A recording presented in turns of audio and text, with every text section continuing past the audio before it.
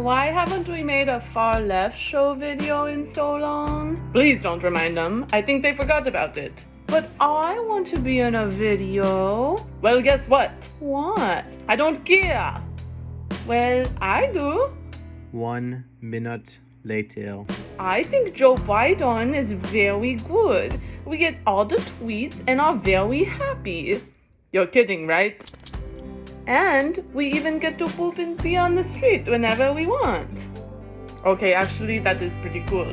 But he's not the reason. And it's all thanks to Joe Biden and the Democrats protecting us from Putin. Okay, I have had enough of this. Joe Biden is a fascist capitalist who is sleepwalking us into a nuclear war with Russia. He has successfully neutered and stated and muzzled and caged the left, and now NATO is attempting to expand eastward with the help of Nazis in Ukraine. And all people can talk about is Oscar and Smith. People get slapped every single day, so what? The cats do it all the time. And I'm sick of hearing about the gas prices. Idiots! Dogmanity is closer to a nuclear war than ever before. That's very scary. I am feeling so anxious that my stomach is starting to hurt. Oh, actually, that's much better. Johnny, let's go!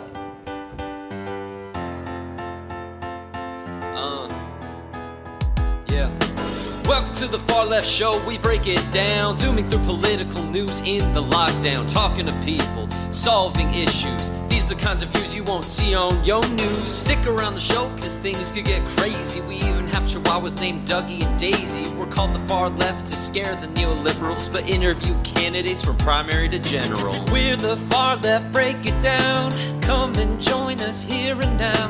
Johnny, Daisy, Natalie, Dougie, talk issues affecting this country. We're the Far Left, break it down. Come and join us here and now. Johnny, Daisy, Natalie, Dougie, talk issues starting now.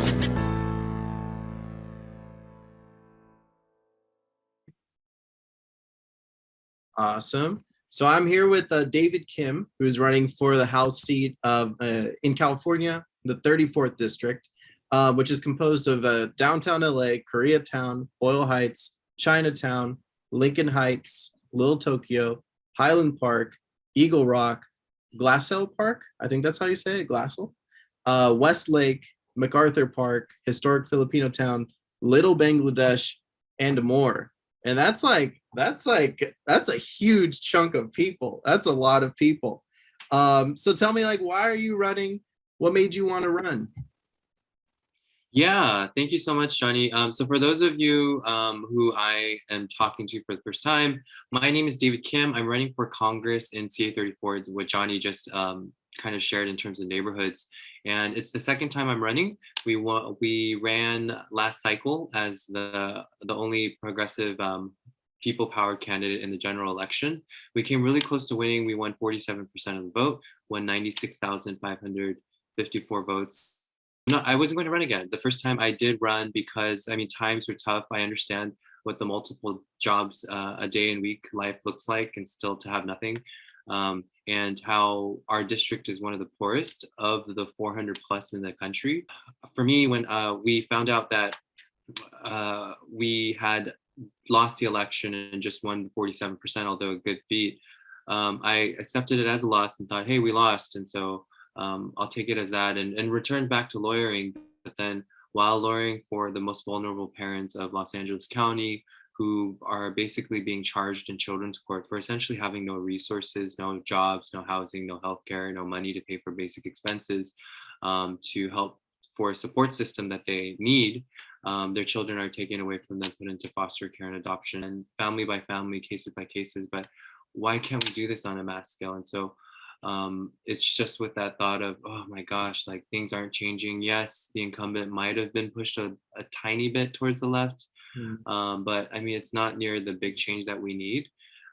We don't need an incumbent that just takes photos with the squad or co-sponsors bills that are majorly supported by the Progressive Caucus, instead of being a leader and stepping out on issues first. And so our campaign is really about just ending the financial poverty, ending houselessness, taking corporate influence out of politics, and some might say, whoa, those are pie in the sky type of things, but it's only pie in the sky because they've told us that, because they've had us think that way.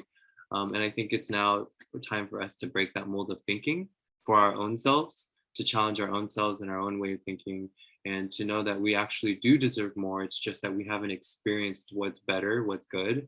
And so I think that's where our campaign is really running on. Really just wanting to show, hey, like, we're not running just for the heck of it.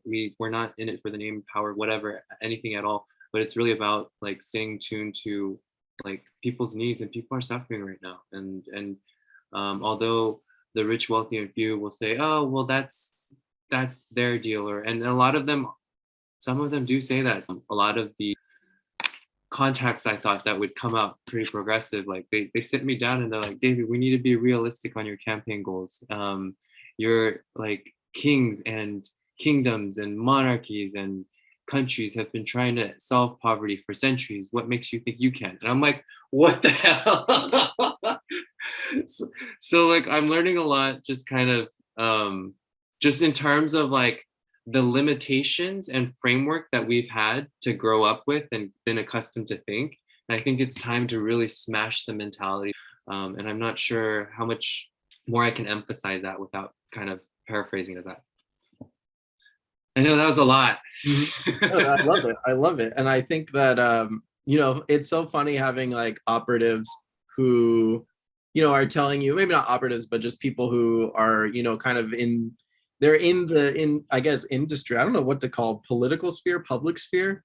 And they, they start comparing solving poverty to like, kingdoms, and like throughout history, people have tried different things. But I think something that I always find interesting about capitalism is that at one time, I don't know about anymore, but at one time it was actually an extremely liberating thing, and it allowed people, through the free market to kind of like aggregate more wealth and take away from, back then, there were serfs, and they were able to sort of develop, their own prosperity.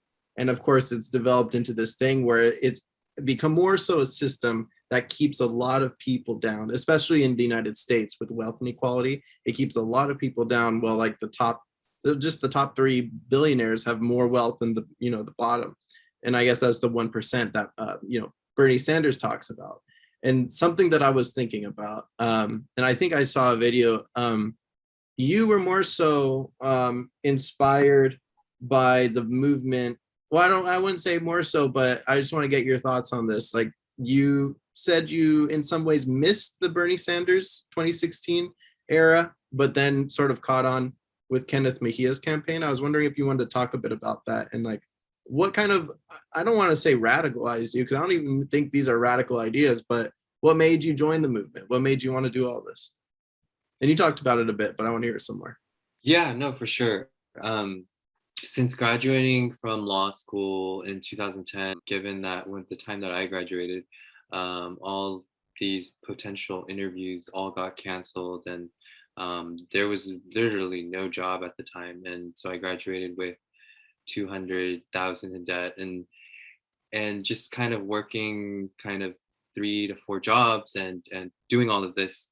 Like, for me, I was just busy living life for 6-7 years in LA, helping people. What I did at that time was helping independent creatives who couldn't afford attorneys. So I would pretty much, if not free, super low cost. Yeah, they're totally deprived of all the rights, and because they don't have the knowledge of what those rights are. Mm-hmm. And so that's what I was doing. But then also driving for Lyft and Uber from 8 p.m. to 4 a.m.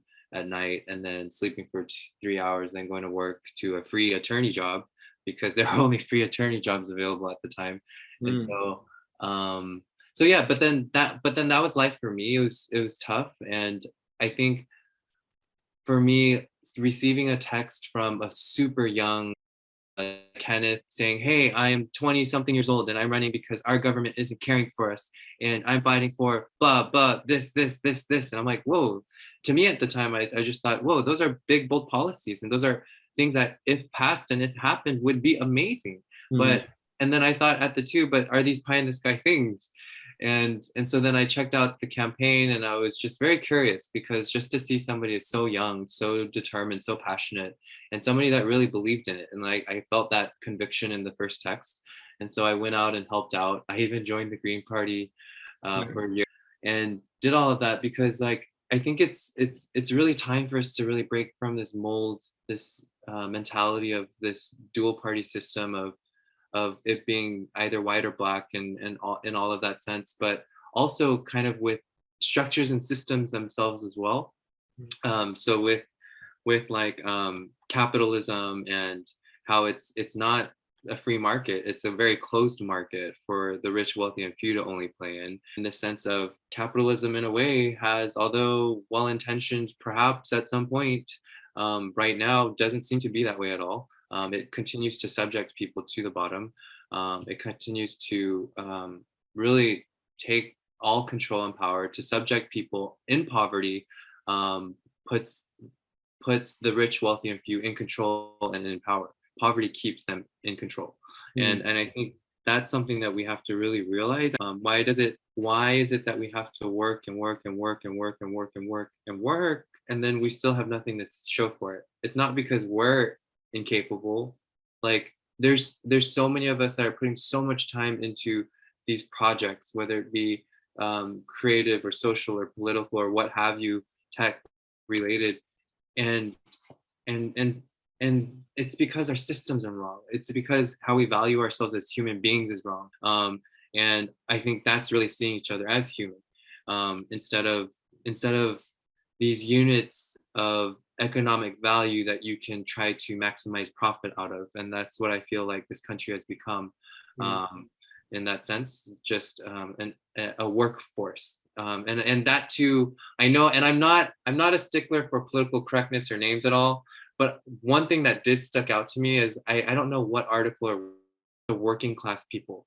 Like I get why that reference is used and whatnot, and I'm all for the working class people, but like I just tend to just say the people, because like I don't want to attach economic work value to who we are as human beings, because we're valuable regardless of that. And so but I get why that, and kind of why, how and why that's used, so I'm supportive of that. But that's just an extra comment. But yeah, no, working in Kenneth's campaign and volunteering there, somebody that never did video editing or coordinating, I started editing videos for him and like doing his social media campaigns. And so hard, so long for the sickers doing the 3 to 4 job grind and hustle, I didn't have time to think. And then once I started, by the 7th year, started volunteering for Kenneth, started to have some time to think, I was like, man, that's not supposed to be normal. Those those years that I spent, like, that's not normal. Like, why is it that we have so many people graduating into debt and starting off their careers with debt? Like, that's not normal. Like, and just in so many different ways. And so then that opened up my eyes. Kenneth showed me that our district is one of the poorest in the country. He showed me that our per capita incomes are the lowest. Rabbit holes of finding out, oh, our district has the most number of children living in one household unit because there's multiple families living in a household unit because the rent is too damn high. And so just kind of in all these things, it just really, I think education is awareness, and it is power. And I think the more I learned, the more I just realized, oh my gosh, like the urgency isn't there, because the more I read, the more I realize that there's more of urgency. And so yeah, so that's how Kenneth's campaign got me activated. And in that sense, but I had always helped those who were underrepresented in the creative industry. I wanted to go back to, and I know this is just kind of, parsing through certain things that you say, but you mentioned being an attorney and working for free because those were the only jobs that were available. Could you talk a little bit more about that? Because one is, selfishly, I think law school is really interesting and intriguing, but at the same time, I hear a lot of stories like this, and it makes me afraid of pursuing that.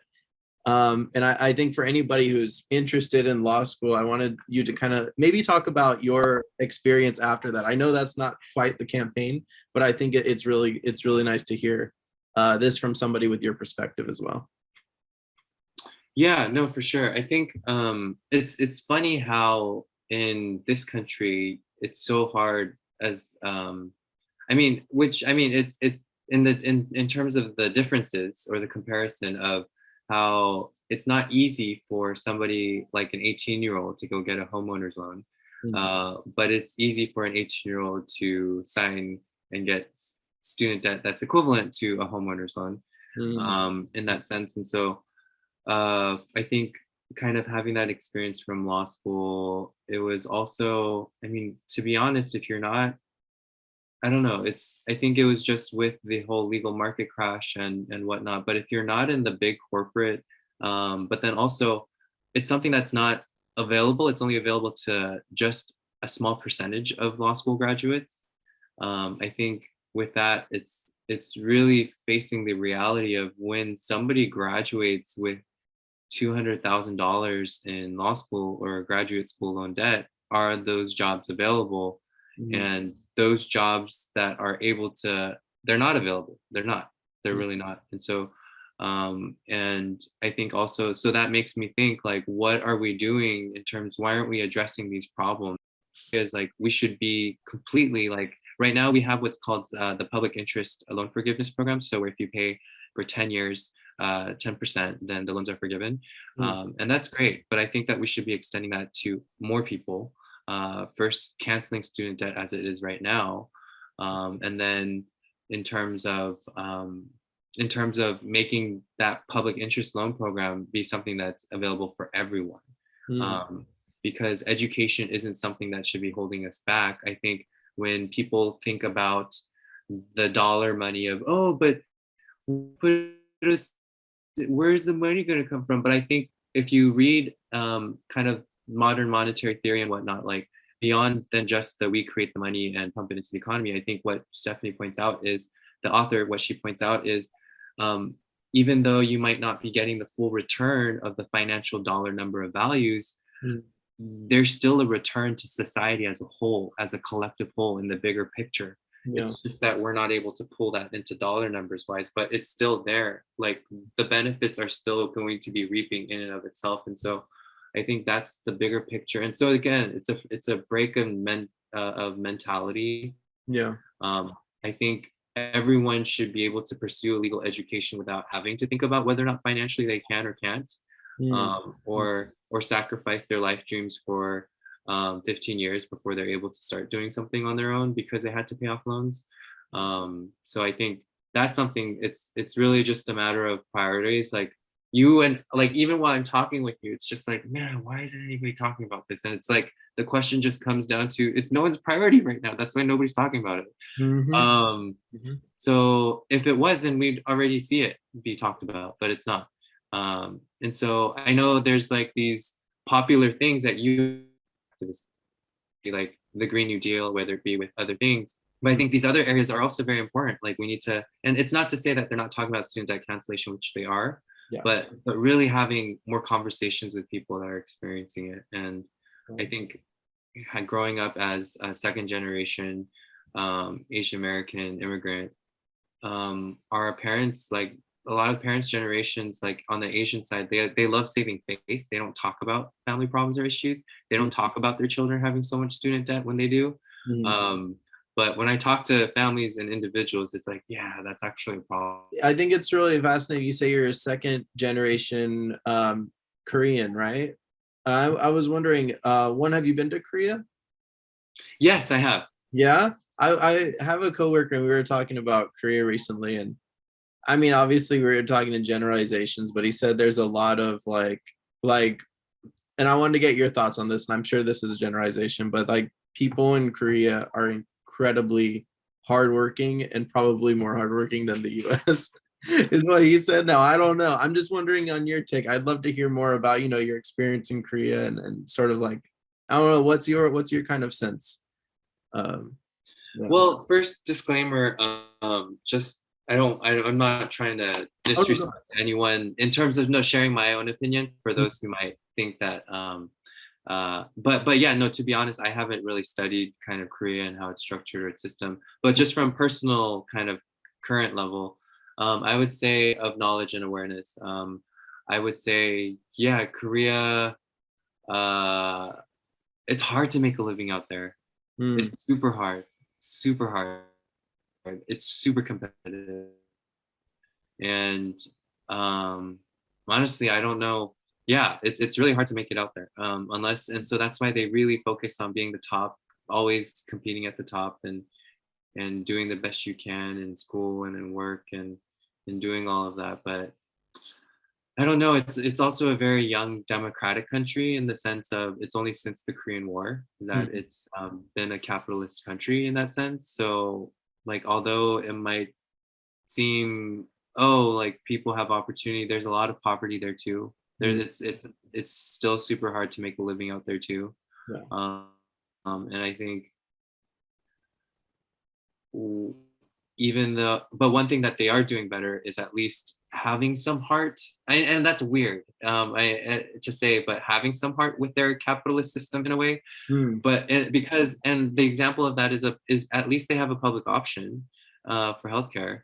And it's funny, I had a friend, uh, I was about to say his name, but I have a friend who lives in the district, and he said, oh yeah, I went to Korea last time. I'm like, you're not even Asian, dude. Why are you going to Korea so much? And he's like, oh, I went and had surgery a couple times. I was like, oh, so you've been going to go get surgery? And he's like, yeah, it's so much cheaper there, a couple hundred, a few surgeries. I was like, wow, yeah, tell me about that. And he's like, yeah, it's amazing. Like the healthcare system there is amazing. And I think, but anyhow, going back to your question, hardworking. Yes, I guess there might be some correlation. I'm hardworking. So for those of you who wondering who to vote for me. I'm super hardworking.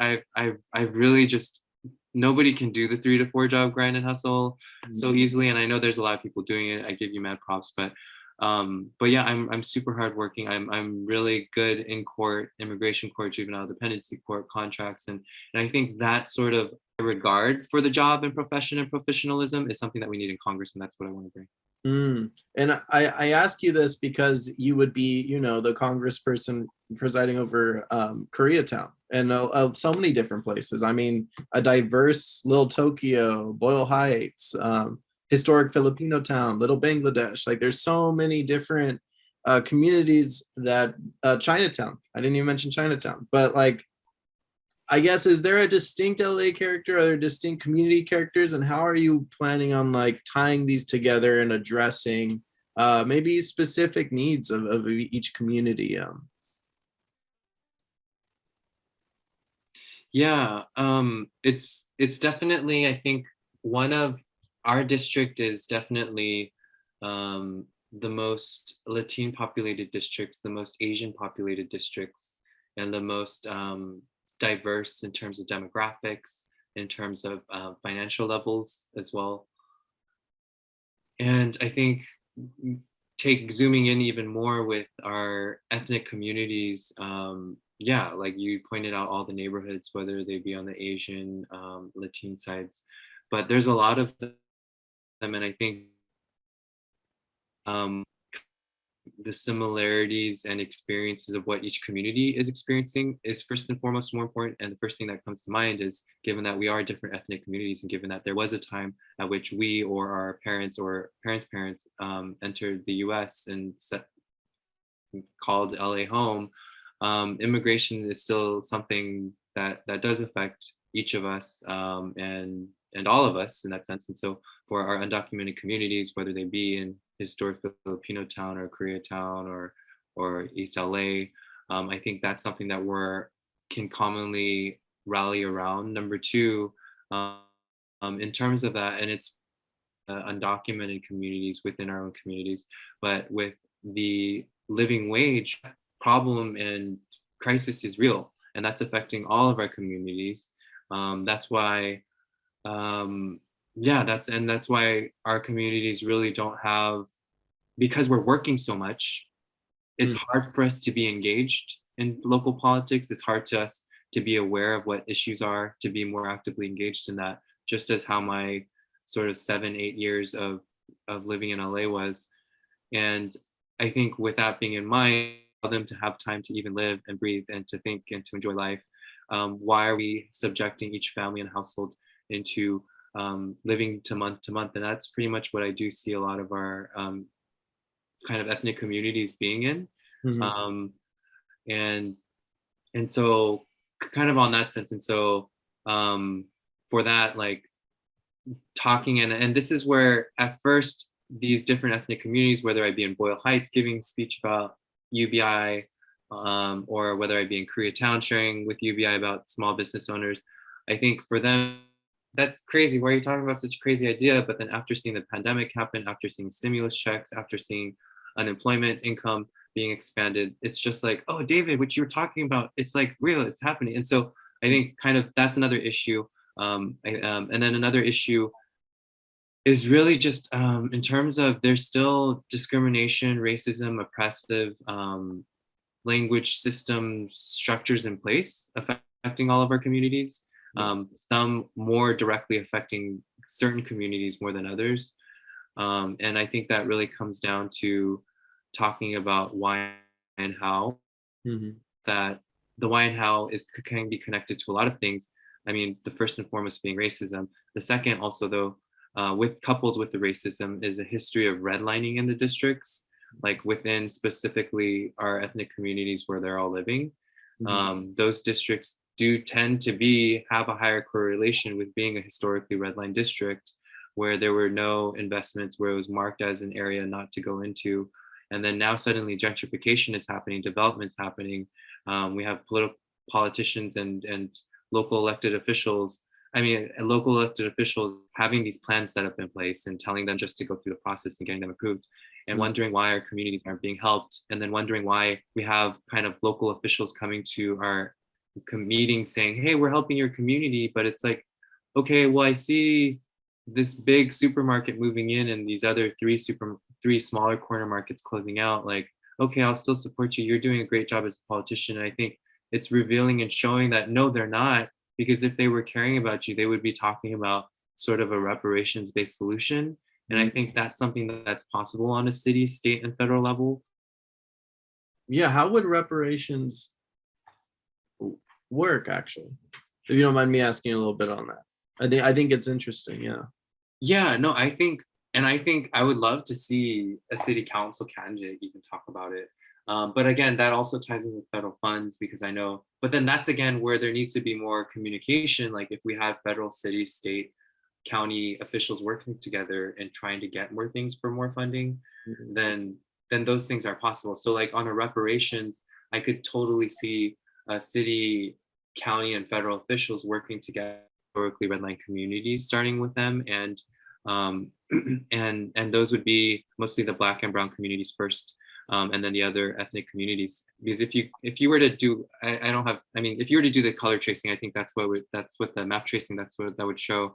But I think designating a council of some sort, earmarking a certain dollar number of funds, having community leaders and members from the community, because some members from the community's voices are just as equally important as the activists and community leaders, because maybe they're working in that. And so finding some form of process for them to decide how they use the money that's spent towards their neighborhoods and communities, and uplifting that. And so whether it be those communities doing their own pilot programs of what have you, in that, I think giving, like, empowering communities is what that's all about in terms of having a representative government, if it's supposed to be informed by the people. And so I think and this is something that I've kind of am realizing more and more as I'm filling out these endorsement questionnaires, where they're asking me questions about policy and asking about things, I'm really gravitating towards like reparations based policies and pushes when I'm elected to Congress. I think I'm going to be focusing towards that. I mean, in addition to other things as well. But yeah, to answer that question. Yeah, and I wanted to get back to something you said earlier. It was talking about, how are we going to pay for, I think we said, clearing student debt, but let's talk about like universal healthcare, right? When people say, how are we going to pay for it? There's often, private taxes that we pay already. But what I think about a lot of times is a societal tax of, people either being, having mental health issues or having some sort of issue and just not going to the doctor and not getting these things sorted out. And so I kind of think it's interesting how we're getting into, and I hope we're getting into a world where it makes a whole lot more sense to have universal healthcare.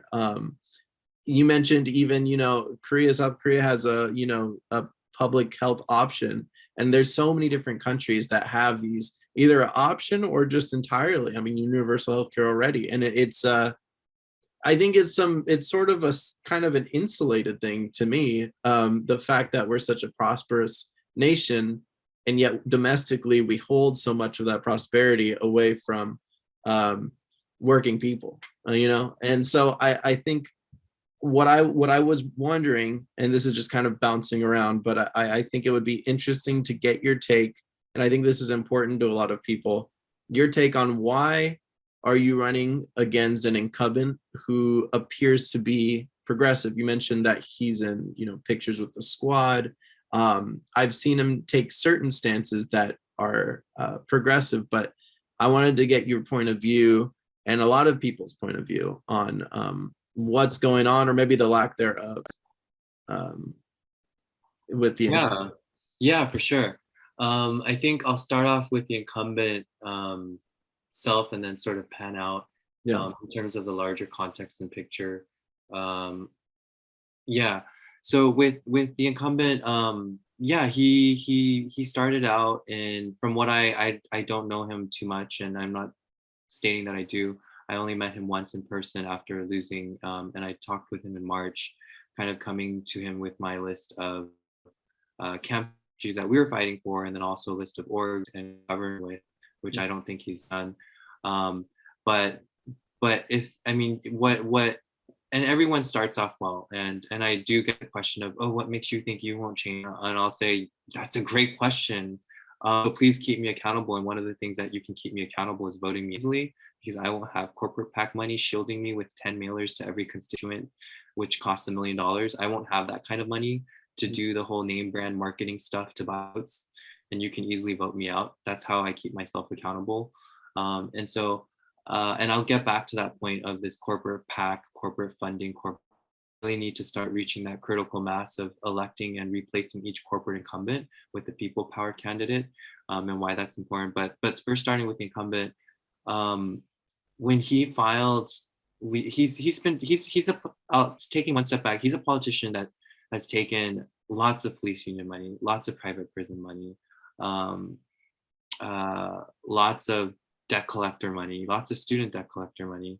But it wasn't until Kenneth Mejia ran against him in 2017, blasting on megaphone.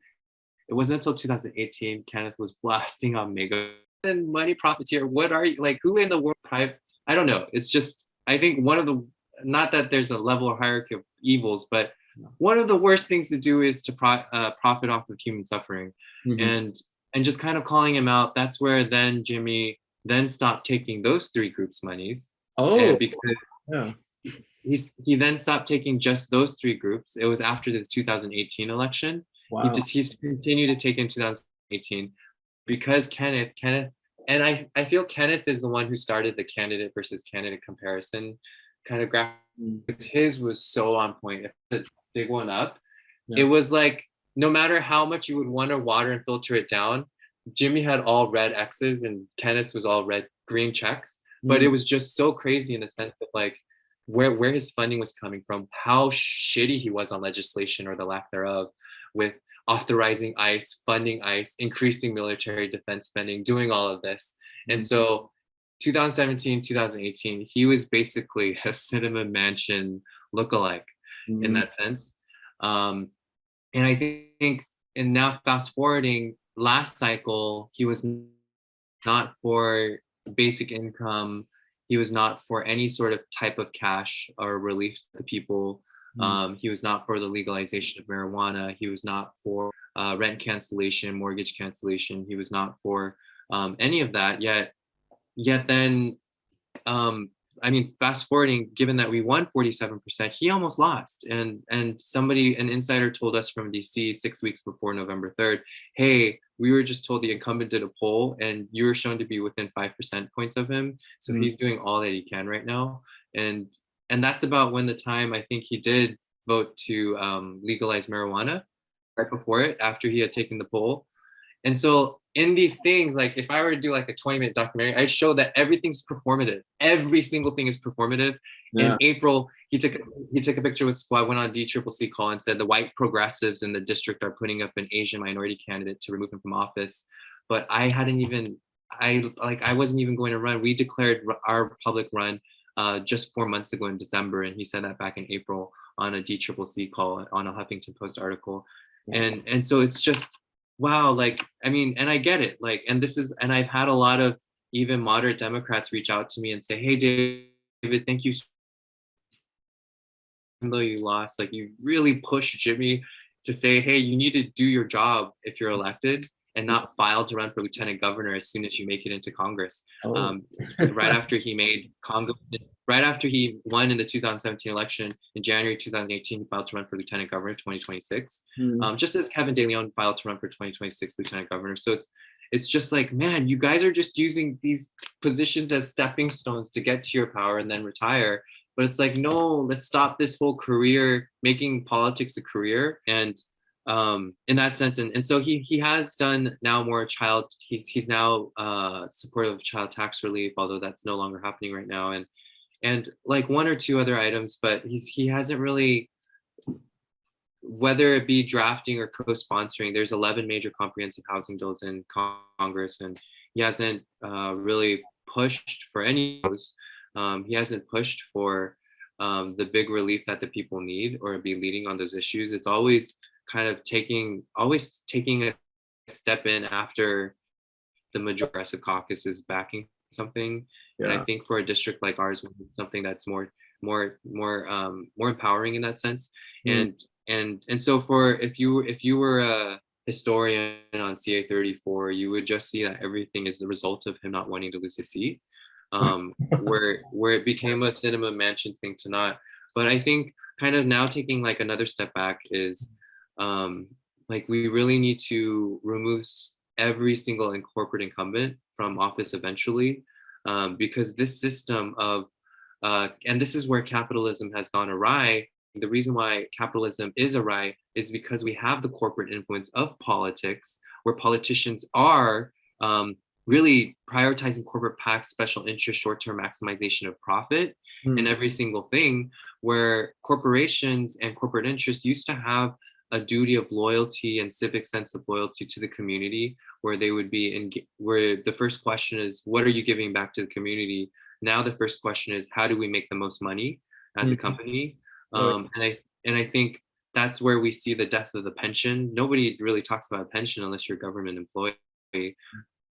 Or having to retire. No, at our age, nobody can own a home. Like, and so kind of with all of these things, it's because the focus has always been on the short-term maximization of profit. And so in order to profit, there's got to be people suffering the consequences of that too, where there's masses in poverty as well. And so I think if we continue to have a system and relationship where we have corporate interests and politicians, where as soon as you become elected, instead of spending your time listening to the community, legislating on the needs that they have, figuring out what could actually uplift them, they're spending most of their time fundraising for corporate PACs and interests and getting the money in there. And so falling in line with politics, because if they don't get a certain amount of dollars, it affects their reelection. And so what's happening is politicians, although they might be kind of self-alleging their progressiveness and saying, hey, I'm progressive and whatnot, it's sad. It's kind of, from my perspective, it's infuriating, but also sad to see. Not to say that it's an easy excuse for them to just continue what they're doing, but I get the difficult situation that they're in, where they want to be completely progressive, but they can't let go of the corporate interest thing, because once they let go, what if they're voted out and like they lose their power and what? But once they lose hold of it, then they're going to lose power also.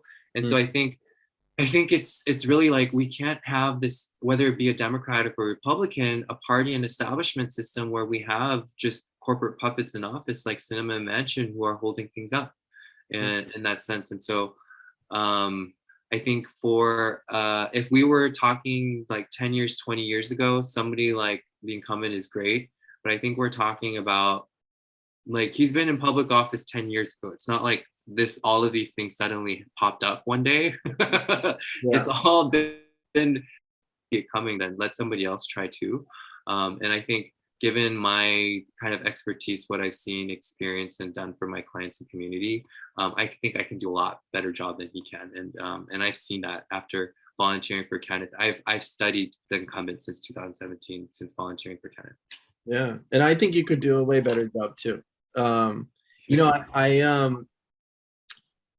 To be honest, it's really difficult for me to have hope in the future of the U.S. politics, especially with like the losses on the left. There's been several that have been kind of used to show that left the progressive part of the Democratic Party is kind of said and done. Like that was a trend, and now we're moving into the era of inflation and countering China's rise and all and Ukraine now, like putting a lot of money into preserving, and I'll be honest, preserving the empire elsewhere so that we can maintain it, even though that is actually the wrong thing to do, and that's a sign of a declining power. I think it's important that people like you run and spread these messages, whether you win or not, and I want you to win. And I think you can. But whether these candidates win or not, we need to have people kind of prescribing what needs to actually be done in a world that is possible if people fight for it. If people want this world. My thing is, I don't know if the general public can catch on to it in time as certain processes roll out. And I know that's kind of broad, but I wanted to get your take on it, and also how you maneuver this current political era, because like you said, 10 years ago, things were so different. Now it's like, it's overwhelming if you think about it for too long, to be honest. So I guess I'm asking you, like, how are you maneuvering about this? As a person, as an individual, and in your campaign. Yeah, wow, you went way deep. You went way deep. Yeah, that's sorry, man. No, that's a good question. There's a lot going on. Yeah, there's a lot going on in terms of foreign world, what's happening with Russia, with the US, with China. And it's not to say that it didn't just suddenly happen. Everything's a result of what's happened in the past, of what's been prioritized, neglected, or been maintained. And so I think it's kind of really going back again. And again, this is a lesson for me too, to go back and see what has happened to come to these situations like this, and to see how what examples we can learn from to help address these situations that we're in.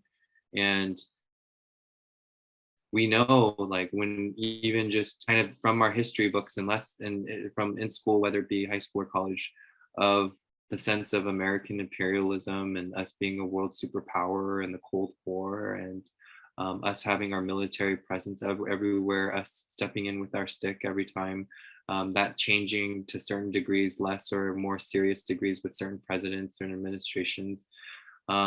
But overall, it's always been America as a world superpower police in that sense. And I think that's also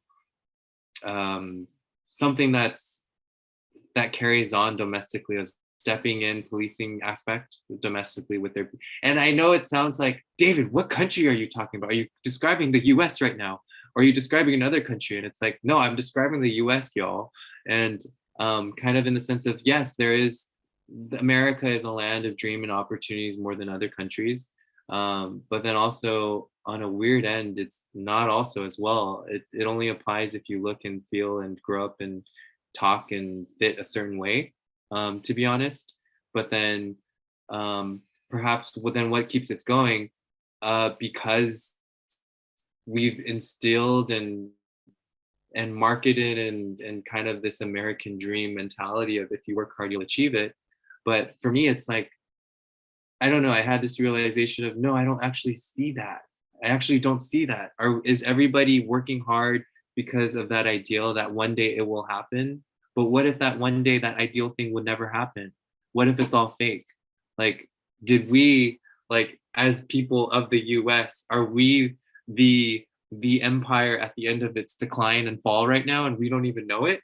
Kind of. And I know these are like, whoa, David, you went totally out there. Now you're talking about, but I think these are the things we have to talk about. And so, like, now kind of bringing it down more grounded and grounding ourselves. Now when it talks about current events, when we talk about what the US's role in Ukraine and Russia and everywhere, I think, and which we will have to continue to talk about. And for me, I actually, because I have to admit myself, because I've been hanging just only in leftist chambers and circles, and I was sitting with some very right-wing people for dinner to see if they could support a campaign and whatnot. But like I could see, like, in terms, so this is just without sharing what people that I was sitting with was just sharing about how if we let Russia take Ukraine, then Russia will then eventually take everywhere around them, and there'll be a Cold War all over again, and then they'll dominate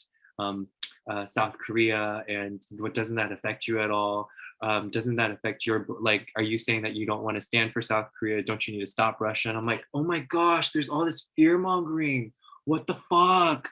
Like, and it's super frustrating, but then also super sad to think, like, wow, we've gotten to this point where we're thinking so far ahead, where we're always thinking, I get confused, sympathetic state or parasympathetic state. One is a fight, flight, or freeze mode, and then one's like this calm, composed mode. But even of our political decision making, even in our policy choices, it's always from this reactive mode of fear, when it actually should be from the current position and awareness of all possibilities possible, and kind of operating and making decisions in that powerful moment.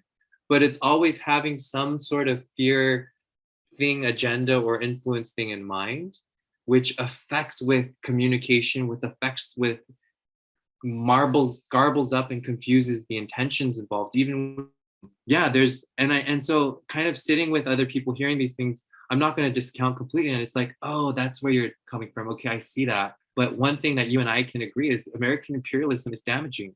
It's also uplifting in so many ways, but then for the damaging aspects, what can we immediately do? And while we continue to be vigilant about how we address the situation in Ukraine, I think what we can immediately do is acknowledge what atrocities we are as a country are committing ourselves in Yemen and other parts of the country, with us killing children as well, and us killing civilians as well. And so I think it's analysis of where we're at, and we are entering a new era where now, because people are so polarized, and it has to either be this or that, hot or cold, and you can't in that sense. And so now it's more, unfortunately, I do feel like we've regressed sort of somewhat into this blue versus red mind state again, which is super sad. But I don't want that to dishearten or discourage anyone to say, oh, is the era of Bernie, is the era of progressive politics gone? No, it might not be at its peak right now. It might not be gone. I mean, seeing people, talking with people on the streets, talking with people either as organizers, activists, or just members in the community, they all want the goodness of life. They all want people to have equal opportunity. And I think it's just, maybe it's a matter of changing vocabulary. Maybe it's a matter of kind of pulling back labels and framing conversations in a different way. And I don't know what that could or look like, but I think the next step is definitely having more open dialogue and communication in that sense. Yeah. And Casts and interviews and stuff, like it's easier to do that. So yeah. And I think, like you said, Kenneth Mejia really inspired you to like get out there and to run. And I think there's this quote that I read yesterday. I don't even remember who said it, but I really liked it. It was like, 2 people who speak have more strength than 20,000 that don't speak. And the thing is, the fact that you're speaking at such a polarized time, during, a time of fear mongering and, a desperation for a lot of people, the fact that you're standing up and voicing what the people want and what the people need. I mean, you know how important it is, but in some ways, I think when we do this, we don't even know how important it is. So for some people, giving them the confidence, maybe not right now, but in a year or so, to stand up and do the same. And so I want to thank you again for like coming on the show, for, interacting with me, discussing these issues. I think you're a very inspirational person, in all aspects. I was wondering if people want to find out more about you, where can they find you, like social media, stuff like that? Yeah. Thank you so much, Johnny, for letting me be here on here and just talk so much. Sorry if I did talk so much, but yeah, you can find me at davidforca.com. Social media, Twitter, YouTube, Facebook, Instagram is also David Kim, FORCA. We have just about, I think, 49, 50 days till the ballots are mailed out to everyone in California. It's automatic this year. So definitely vote, get out the vote. We do need volunteer support. So if you know anybody in CA34 or would like to help out, so many different opportunities, whether it be text banking, phone banking, canvassing, or doing fun stuff at, if you're a night owl, we have night owl volunteer activities too. So yeah, please sign up to volunteer. And thank you so much for having me on here, Johnny. My email for those who are listening and you want to ask more questions or just talk on the phone is david@davidkimforca.com. Perfect. Thank you so much, David Kim, for being on the show. And you'll see me out there. I'll volunteer real soon. Canvas, phone bank, the whole shebang. We got to get it out there. So thank you so much, and you take care. Awesome. Thank you so much. Bye-bye. Bye, Johnny.